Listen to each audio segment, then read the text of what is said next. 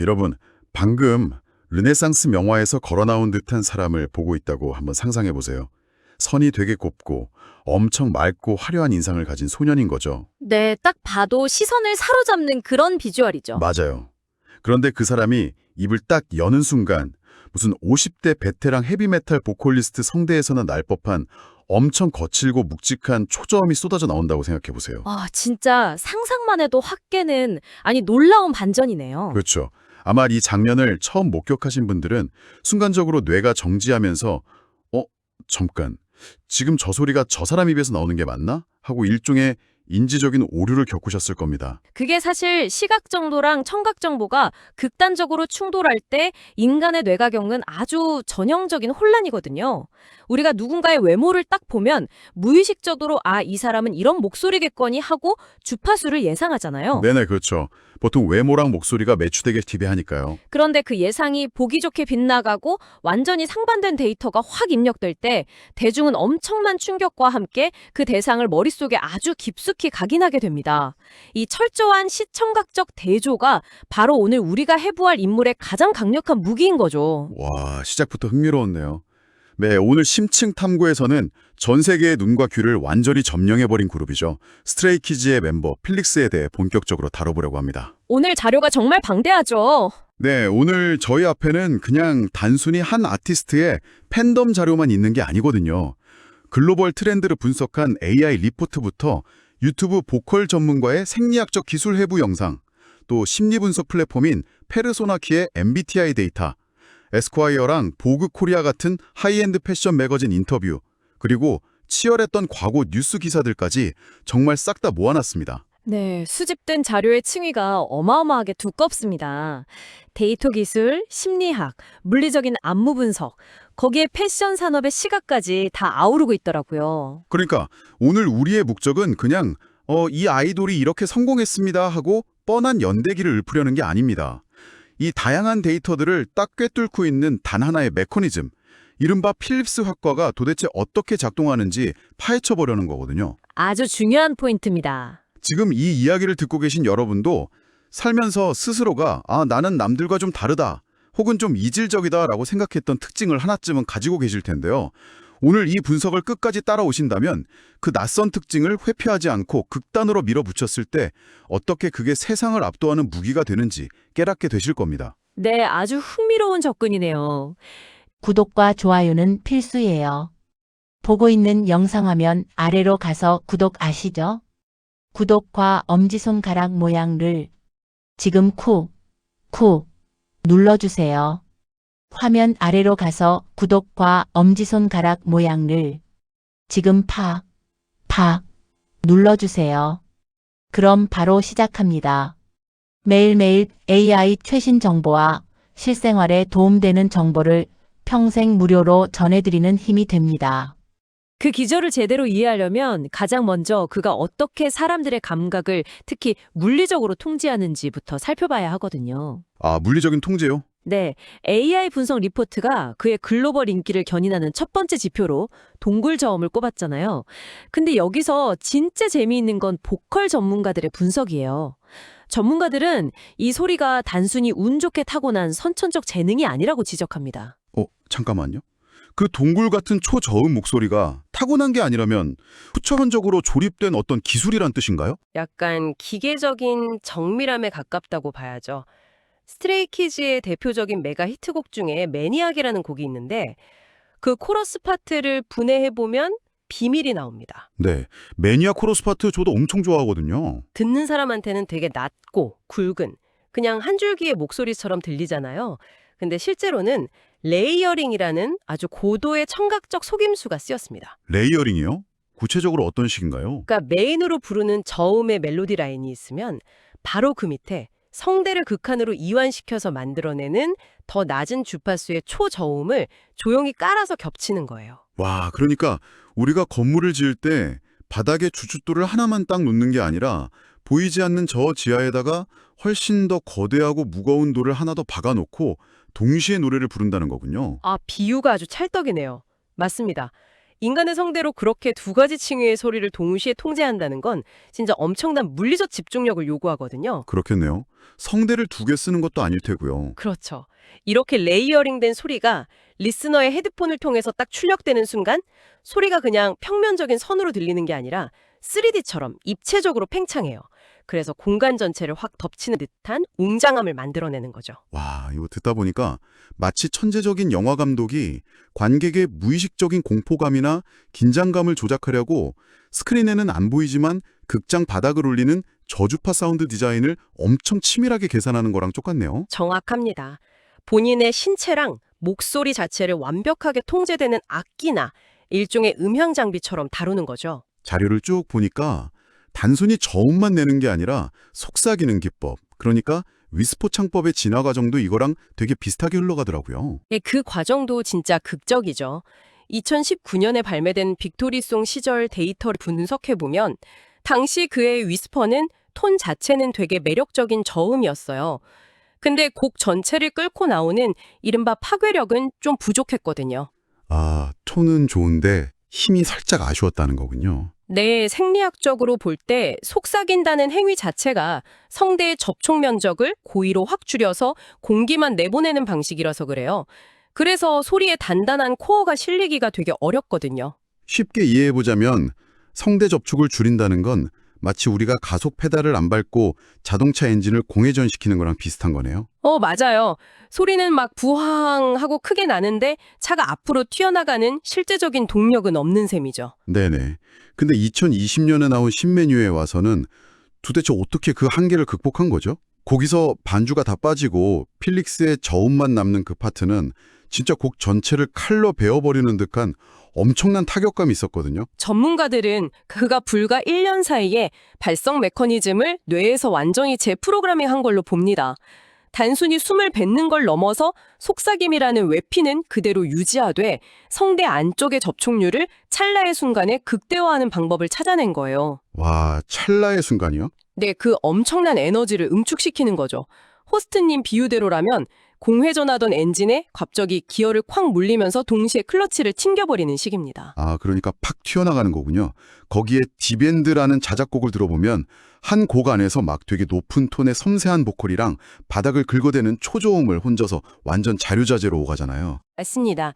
보컬을 분석한 사람들은 이 압도적인 대조, 그리고 누구도 흉내낼 수 없는 정체성, 마지막으로 한 번 들으면 절대 잊을 수 없는 기억력, 이 세 가지 기둥이 스트레이키즈 음악의 건축 구조 자체를 완전히 바꿔놨다고 평가합니다. 결국 본인의 약점일 수도 있는 그 한정적인 음역대를 오히려 곡의 판도를 완전히 지배하는 시그니처 무기로 벼려낸 거네요. 근데 제가 진짜 놀란 건 이 철저한 계산이랑 통제력이 목소리에만 국한되는 게 아니라는 점이었어요. 네, 춤을 보면 또 한 번 놀라게 되죠. 글로벌 K-팝 매체인 코리아부가 분석한 안무 영상을 봤거든요. 이건 뭐 춤을 추는 게 아니라 거의 무슨 물리법칙을 무대 위에서 실험하는 것 같더라고요. 정확히 그 지점을 코리아부 분석팀도 딱 짚어냈습니다. 그 영상의 프레임을 단위별로 아주 잘게 쪼개어보면요. 필릭스가 아주 빠른 속도로 이동하거나 강하게 턴을 할 때 발바닥 전체를 쓰지 않아요. 아, 발바닥 전체를 안 쓰면 어떻게 도는 거죠? 철저하게 발 앞꿈치만 사용합니다. 무대 바닥이랑 신체의 마찰 면적을 수학적으로 완전히 최소화하는 거죠. 와, 이거는 단순히 무대를 예쁘게 꾸미려는 아티스트의 접근이 아니네요. 자기 몸을 완전 무슨 고성능 레이스카처럼 다루는 거잖아요. 급적한 코너링에서 타이어가 노면에 닿는 마찰을 확 줄여가지고 민첩성이랑 최고 속도를 유지하면서도 방향은 절대 안 잃는 약간 그런 원리랑 똑같네요. 네, 거기에 더해지는 게 바로 어린 시절 태권도를 수련했던 경험입니다. 아, 태권도요? 무술이 여기서 나오나요? 태권도의 기본이 바로 코어의 완벽한 밸런스, 그리고 타격 시의 각도 계산이거든요. 이 베이스가 몸에 딱 배어 있기 때문에 공중으로 몸을 확 날리거나 무릎 각도를 굽히고 펴면서 안무의 높낮이, 즉 레벨을 다이나믹하게 조절하는 그런 마셜아츠 기반의 고난도 안무가 가능한 거예요. 착지할 때도 흔들림이 없던데요. 그렇죠. 한치의 오차도 없이 착지하고 무게중심을 딱 잡아냅니다. 공간 자체를 X축, Y축, Z축으로 완벽하게 분할해서 사용하는 거죠. 아, 근데 이 정도로 자기 성대 근육을 마이크로 단위로 쪼개서 통제하고 또 무대 위에서 발끝의 그 물리적 마찰력까지 실시간으로 개선한다는 건 이건 그냥 단순한 동물적 감각이나 타고난 끼 이런 걸 넘어선 거잖아요. 거의 뭐 무서운 수준의 통제력이죠. 제 말이요. 거의 강박에 가까운 자기 통제인데 도대체 인간의 멘탈로 어떤 시간을 통과해야 이런 기계적인 치밀함이 뼛속까지 체화되는 걸까요? 그 화려하게 세공된 보석 이면에 도대체 어떤 거친 채굴 과정이 있었는지 너무 궁금해집니다. 그 질문에 대한 해답을 찾으려면요. 그가 지금의 이 엄청난 스포트라이트를 받기 전 가장 어둡고 고요했던 그 연습실의 시간으로 시선을 돌려야 합니다. 그리고 그 중심에는 펠릭스라는 완벽하게 세팅된 글로벌 아이콘의 페르소나를 든든하게 지탱하는 아주 묵직하고 인간적인 뿌리가 하나 있어요. 아, 혹시 그 뿌리라는 게 이용복인가요? 네, 맞습니다. 바로 이용복입니다. 호주에서 태어나고 자란 약간 그 요정같이 신비롭고 완전 서구적인 외모의 소년한테 이 너무나 토속적인 한국 이름의 조합이라니요. 할아버지께서 직접 지어주신 이름으로 용의 향기라는 엄청 거창한 뜻을 품고 있다고 들었거든요. 네, 맞아요. 심지어 어머니가 처음 그 이름을 딱 받고 나서 6개월 동안 우셨다는 그런 웃지 못할 에피소드도 자료에 나와 있더라고요. 아, 진짜요? 어머니 입장에서는 좀 놀라셨을 수도 있겠네요. 근데 참 이질적이면서도 그래서 더 상징적인 것 같아요. 그렇죠. 용의 향기라는 그 이름이 주는 무게감에 짓눌리지 않기 위해서였을까요? 자료에 기록된 그의 연습생 시절 스케줄을 쫙 보면 이건 진짜 인간의 육체적 한계를 고의로 막 시험하는 것 같습니다. 어느 정도였길래요? 아침 10시부터 밤 10시까지 무려 12시간 동안 팀원들이랑 단체 안무를 맞춥니다. 보통 사람이라면 사실 여기서 이미 탈진해서 쓰러지는 게 정상이죠. 와, 12시간 춤추면 진짜 죽을 것 같은데요? 근데 거기서 끝이 아니었잖아요. 밤 10시부터 다음날 새벽 5시까지 다시 개인 연습을 강행했다고 하죠? 네, 맞습니다. 수면이라는 인간의 가장 기본적인 생리적인 욕구조차 그냥 뒷전으로 완전히 밀어둔 거예요. 와, 진짜 독하네요. 우리가 아까 막 감탄했던 그 소름 돋는 보컬의 층위 분리 기술이나 발 앞꿈치를 활용한 그 날카로운 마찰력 통제가 결국 이 텅 빈 새벽의 정막 속에서 자신을 끝없이 깎아내면서 만들어낸 지독한 도끼의 산물이었군요. 네, 흥미로운 건 소속사에서는 이용복이란 이름이 아이돌 이미지랑은 좀 안 맞고 세련미가 떨어진다고 판단해서 필릭스라는 예명으로 데뷔를 시켰잖아요. 그렇죠. 아무래도 필릭스가 팝적인 느낌이 있으니까요. 그런데 연습생 시절 어느 날 그가 병원에서 처방받은 약봉지가 하나 있었는데 거기에 이용복이라는 본명이 떡하니 적혀 있었던 거예요. 그걸 동료들이 발견하고 한바탕 난리가 났던 친근한 일화가 팬들 사이에서는 거의 전설처럼 내려오죠. 아, 그 화려하고 좀 차가워 보이는 겉모습 뒤에 숨겨져 있던 완전 구수하고 털털한 이면이 세상에 딱 드러난 순간이네요. 연습 끝나고 막 치킨 한 마리 시켜서 나눠 먹으면서 아, 우리도 언젠가 연말 시상식에서 대상을 받을 수 있을까 하고 막연히 꿈꾸던 그 소년들이었잖아요. 맞아요. 그 소년들이 결국 어떻게 됐습니까? 2025 마마 어워즈에서 영예의 대상을 진짜로 거머쥐면서 무대 위에서 서로 부둥켜 안고 오열했잖아요. 아, 진짜 이보다 더 극적인 서사가 어디 있을까요? 한 편의 영화 같아요. 그들이 쓴 기록은 한국을 아예 넘어섰죠. 빌보드 200 차트에서 연속으로 1위라는 대기록을 딱 세웠을 때 박진영 PD가 멤버들한테 1인당 20돈, 당시 시세로 약 1,400만 원에 달하는 엄청난 순금 기념패를 딱 선물했습니다. 와, 순금 20돈이요. 스케일 장난 아니네요. 그런데 여기서 그의 본질을 제대로 보여주는 결정적인 장면이 하나 나옵니다. 아, 저 그거 알아요. 유재석 씨랑 진행했던 그 인터뷰 방송 맞죠? 네, 맞습니다. 유재석 씨가 그 어마어마한 가치의 금괴를 도대체 어디에 보관하고 있냐, 금고에 넣었냐 이렇게 물어봤잖아요. 근데 필릭스가 완전 무심하고 태연하게 그냥 제 방 옷장 옆에 뒀어요 이렇게 대답해서 주변 사람들 다 경악하게 만들었잖아요. 맞아요. 바로 그 지점입니다. 세상의 모든 화려함, 그리고 엄청난 부, 글로벌 스타라는 그 거창한 타이틀을 다 얻었지만 그의 내면에는 여전히 바닥에 발을 아주 단단히 붙이고 있는 이용복의 소박하고 묵묵한 자아가 흔들림 없이 자리 잡고 있는 거예요. 와, 이거 참 많은 걸 시사하네요. 남들에게 딱 보여주기 위해 정교하게 세콩된 필릭스라는 사회적 페르소나. 네. 그리고 새벽 5시까지 한계치로 막 자신을 몰아붙이던 끈질긴 이용복의 자아. 지금 이 방송을 듣고 계신 여러분이라면 어떠신가요?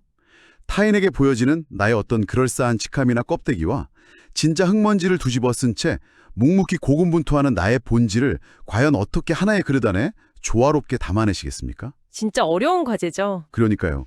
이 두 가지가 충돌하지 않고 완벽하게 융합될 때 진짜 대체 불가능한 에너지가 뿜어져 나오는 것 같습니다. 그런데 여기서 한 걸음 더 깊이 내면으로 들어가 볼 필요가 있습니다. 보통 이렇게 완전 바닥부터 시작해서 뼈를 깎는 생존 경쟁을 뚫고 최정상의 자리에 오르잖아요. 그럼 사람들은 종종 세상을 약간 냉소적으로 바라보게 됩니다. 그렇죠. 아무래도 상처도 많이 받고 하니까요. 네, 스스로를 보호하려고 아주 날카롭고 차가운 방어 기제를 두르기 마련이거든요. 그런데 필렉스가 팬들이랑 세상, 심지어 자기를 비판하는 사람들을 대하는 방식은 놀라울 정도로 이타적이고 엄청 따뜻합니다. 그 부분에 대해서 심리 분석 플랫폼 페르소나키가 내놓은 자료가 마침 있죠. 그 MBTI를 분석해 보니까 직관적이고 감정적인 성향이 극대화된 ENFP 유형이라는 겁니다. 특유의 친화력으로 팀 내 분위기를 막 주도하지만 동시에 타인의 감정에 지나치게 깊이 공감하고 또 외부의 비판에 쉽게 상처받는 되게 여린 감수성을 가졌다고요. 즉 강한 F 성향을 지니고 있다는 건데 사실 저는 이 분석을 보면서 살짝 의구심이 들긴 하더라고요. 어떤 부분에서 의문이 드시는 건가요? 한 아티스트의 그 엄청 복잡하고 방대한 창작의 세계를 고작 MBTI 성격 검사 결과 하나로 딱 재단한다는 게 좀 너무 단편적인 접근 아닌가요 싶어서요. 게다가 타인의 아픔에 완전 스펀지처럼 공감하고 작은 비판에도 흔들리는 그 여린 감수성이라는 건요. 진짜 하루하루가 수치로 평가받고 대중의 날선 시선을 다 견뎌야 하는 K-팝 비즈니스 생태계에서는 오히려 멘탈을 갉아먹는 되게 치명적인 약점 아닐까요? 네, 아주 날카로운 지적입니다. 실제로 수많은 아티스트들이 그 과도한 공감 능력 때문에 현실의 무게를 짊어지지 못하고 무너지기도 하니까요. 하지만 에스콰이어 매거진이랑 한 심층 인터뷰를 보면요. 그가 이 치명적일 수 있는 약점을 어떻게 창작의 심장부로 또 강력한 예술적 무기로 치환시켰는지 그 메커니즘이 확 드러납니다. 에스콰이어 인터뷰라면 그 여동생이랑 대화를 나누다가 영화 미녀와 야수에서 영감을 딱 받아서 언페어라는 자작곡을 만들었다고 밝힌 그 내용 말씀하시는 건가요? 네, 맞습니다. 보통 사람들이 그 동화나 영화를 볼 때는 당연히 아름답고 착한 주인공인 벨의 시점에 이입하기 마련이잖아요. 네, 거의 100% 벨한테 감정이입을 하죠. 하지만 그는 완전히 다른 방향으로 시선을 돌렸어요. 이렇게 묻는 거죠. 만약 내가 저주를 받아서 흉측한 야수가 되었다면 도대체 어떤 기분이었을까? 모두가 나를 두려워하고 피하는 저 어둡고 고립된 성 안에서 야수는 어떤 감정의 소용돌이를 겪었을까? 하고요. 세상의 기준에서 완전히 밀려나서 괴물로 변해버린 그 존재의 깊은 고독, 그리고 억울함에 스스로를 투영한 거군요. 이거는 단지 불쌍하다라고 느끼는 수준이 아니라 그냥 야수의 자아 안으로 본인이 완전히 걸어 들어간 거네요. 그렇습니다. 본인의 멘탈을 마구 흔들 수 있는 그 과도한 공감 능력, 타인의 아픔이나 심지어 완전 허구 속 동화 캐릭터의 절망까지도 남김없이 싹 다 흡수해버리는 극대화된 감수성을 그는 억누르지 않았어요. 오히려 더 파고들었군요. 네, 오히려 그 감수성을 연료 삼아서 엄청나게 다이나믹한 음악적 스펙트럼과 깊이 있는 가사를 쫙쫙 뽑아내는 마르지 않는 창작의 샘물로 완전히 뒤바꿔버린 거죠. 와, 덮어두고 숨겨야 할 약점이 아니라 예술적 엔진 그 자체로 써먹은 거네요. 게다가 그 인터뷰 마지막쯤에 본인의 인간적인 가치관을 묻는 질문이 있었잖아요. 거기서 그가 내놓은 답변은 진짜 머리를 한 대 확 얻어맞은 것처럼 엄청 묵직하더라고요. 스스로가 좋은 사람이라고 믿느냐는 질문에 영화의 한 대사를 딱 인용하죠. 네, 그 대사요. 내가 과연 좋은 사람인지는 확신할 수 없습니다. 하지만 그렇게 되려고 끊임없이 노력합니다. 와, 진짜 멋진 말 같아요. 진짜 그 한 문장에 그의 철학이 완벽하게 압축되어 있습니다. 자료를 보면 그는 어린 시절에 조부모님, 증조할머니랑 함께 대가족의 울타리 안에서 자랐다고 하거든요. 그곳에서 타인에 대한 절대적인 예의, 그리고 배려를 그냥 몸으로 체화한 거죠. 어른들 밑에서 자라서 예의가 바른 거군요. 우리가 길거리에서 스쳐 지나가는 수많은 사람들이 각자 속으로 어떤 지옥을 걷고 있는지, 또 어떤 보이지 않는 무거운 짐을 짊어지고 있는지 우리는 절대 알 수 없잖아요. 맞아요. 겉만 봐서는 모르죠. 그렇기 때문에 무조건적으로 타인에게 다정해야 한다는 그 인간에 대한 근원적인 존중이 완전히 몸에 배어 있는 겁니다. 자, 무대 위에서는 근육이랑 마찰력을 정말 밀리미터 단위로 조종하는 기계적인 통제력을 보여주고 또 뒤에서는 새벽 5시에 정막을 견뎌낸 이용복의 지독한 끈기가 있고요. 거기에 타인의 고독을 스펀지처럼 쫙 빨아들이고 이타심을 실천하려는 내면의 철학까지. 정말 다채롭네요. 그러니까요. 이질적으로 보이는 이 요소들이 하나의 인물 안에서 완벽하게 융합되었을 때 그 폭발력은 더 이상 케이팝이라는 음악 장르의 다운더리 안에 갇혀있지 않게 되는 것 같습니다. AI 분석 리포트가 이 지점을 딱 놓치지 않고 소프트 파워라는 키워드를 제시했더라고요. 네, 이제 패션과 글로벌 외교의 관점에서 접근해야 하는 시점입니다. 소프트 파워란 게 물리적인 무력이나 무슨 강압적인 자본이 아니잖아요. 그렇죠. 부드러운 힘이죠. 시각적인 매력, 고요한 분위기, 그리고 그 사람이 지향하는 가치관을 통해서 사람들의 마음을 아주 자발적으로 움직이고 매료시키는 힘을 뜻하거든요. AI 데이터는 그의 영향력이 이미 K-팝 팬덤을 완전히 초월해서 하이엔드 패션이랑 럭셔리 문화에 반응하는 일반 대중들까지 무슨 블랙홀처럼 끌어당기고 있다고 분석했습니다. 보그 코리아가 예전에 파리근교 세부로에서 진행했던 화보 자료가 있거든요. 그걸 보면 그 소프트 파워가 시각적으로 어떻게 구현되는지 진짜 명확하게 알 수 있습니다. 루이비통의 되게 거칠고 스포티한 LB 바이커백이랑 완전 클래식한 호흡백을 딱 메고 그 위에 엄청 화려한 빈티지 플로럴 재킷을 걸쳤단 말이죠. 아이템들끼리 되게 상반된 느낌이네요. 맞아요. 그 이질적인 아이템들을 믹스해서 걸친 그의 눈빛이 묘하게 강인하면서도 또 엄청 우아했고 소년처럼 되게 순수하면서도 동시에 관능적이었어요. 화보 기사에서도 그를 젠더와 어떤 규격의 경계를 허무는 소프트 파워의 화신이라고 완전 극찬했었잖아요. 럭셔리 하우스가 추구하는 그 모호하고도 다채로운 시대 정신을 본인의 신체와 분위기로 완벽하게 번역해낸 거라고 봅니다. 하지만 그의 소프트 파워가 단지 그냥 되게 값비싼 옷을 멋지게 소화하는 앰베서더의 역할에서 딱 끝났다면 우리가 이토록 깊게 분석할 이유조차 없었을 겁니다. 앰베서더 그 이상의 무언가가 있다는 거죠? 그의 진정한 힘은요, 자신이 가진 엄청난 영향력을 사회적 가치로 확실하게 환원하는 방식에서 나옵니다. 유니세프 한국위원회에 무려 1억 원이라는 거액을 기부하면서 아너스 클럽의 최연소로 가입한 행보가 딱 대표적이네요. 라오스 어린이들의 식수 위생 환경을 개선하기 위해서 되게 조용하지만 확실하게 행동에 나섰잖아요. 그리고 더 나아가서는 2026년 프랑스 한국 수교 140주년 명예 앰베서더로 위촉되는 상징적인 순간도 있었고요. 패션 아이콘이면서 동시에 구호단체를 통해 글로벌 어젠다에 적극적으로 참여하고 또 국가와 국가 간의 문화적 가교를 잇는 외교적인 얼굴이 된 거죠. 이건 단순한 월드스타 아이돌이라는 수식어를 완전히 넘어서서 본인이 가진 그 막대한 이미지를 세상의 긍정적인 변화를 위해 아낌없이 쏟아붓는 진정한 소프트 파워의 실체라고 볼 수 있습니다. 이 대목에서 듣고 계신 여러분도 잠시 일상을 멈춰서 생각해 보셨으면 합니다. 꼭 전 세계 수백만 명의 팔로워를 거느린 엄청난 슈퍼스타가 아니어도 괜찮습니다. 여러분이 지금 속해 있는 직장에서 혹은 커뮤니티에서 가지고 있는 여러분만의 재능과 이미지는 과연 어떻게 주변 세상에 되게 선명하고 긍정적인 소프트 파워로 작용할 수 있을까요? 네, 오늘 우리의 심층 탐구 테이블 위에 놓였던 이 방대한 데이터들을 이제 마지막으로 종합해 보겠습니다. 화면 아래로 가서 구독을 눌러주시면 매일매일 AI 천사가 AI 최신 정보와 실생활에 도움되는 정보를 평생 무료로 전해드리는 힘이 됩니다. 우린 오늘 한 인물이 어떻게 스스로를 글로벌 아이콘으로 진화시켰는지 그 뼈대를 쫙 파헤쳐 봤습니다. 정리해 고정연 이렇네요. 한계에 부딪혔던 목소리랑 안무를 물리적으로 완벽히 통제하고 재설계한 기술력, 인간의 기본 욕구마저 억누르면서 아침부터 다음날 새벽까지 버텨낸 이용복의 지독한 인내. 그리고 타인의 비판에 상처받으면서도 끊임없이 공감하고 다정해지려고 노력하는 그 따뜻한 철학. 마지막으로 이 모든 에너지를 모아서 세상의 선한 영향력으로 확장시킨 소프트 파워까지. 여기서 가장 중요한 핵심은요. 그가 남들과 달랐던 그 낮고 거친 목소리를 단순히 내가 고쳐야 할 콤플렉스다 혹은 그냥 너무 튀는 특징이다 하고 방치하지 않았다는 점입니다. 엄청나게 치밀한 통제력 그리고 아까 말씀하신 그 층위 분리라는 기법을 통해서 자신의 단점을 오히려 음악산업의 판도를 뒤집어버리는 대체 불가능한 시그니처 무기로 벼려냈다는 거죠. 누구나 약점은 있으니까요. 맞아요. 우리 모두는 남들한테 웬만하면 숨기고 싶어하는 약점이나 이질적인 특징들을 마음속에 하나씩 안고 살아갑니다.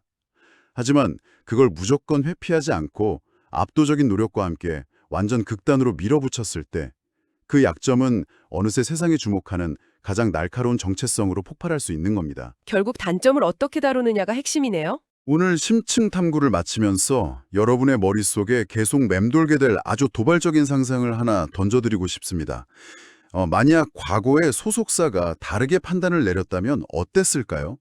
글로벌 시장에 확 어울리는 서구적이고 세련된 이름표인 필릭스 대신 아이돌한테는 좀 안 어울린다며 보류하려고 했던 그 이용복이라는 되게 투박하고 토속적인 본명, 그 이름 그대로 세상에 대비를 시켰다면 말입니다. 과연 이름 하나만으로도 그가 지금처럼 루이비통을 대표하는 하이엔드 아이콘이 되고 한국과 프랑스의 문화를 잇는 그런 상징적인 외교 대사가 될 수 있었을까요? 누군가에게 주어진 화려한 타이틀이 사람의 운명과 한계를 결정짓는 것일까요? 아니면 끈질긴 자아를 가진 사람이 결국 그 타이틀의 가치를 스스로 창조하고 증명해내는 것일까요? 여러분의 삶을 정의하고 있는 이름표에 대해서 오늘 하루 한 번쯤은 아주 깊이 고민해 보시길 바랍니다.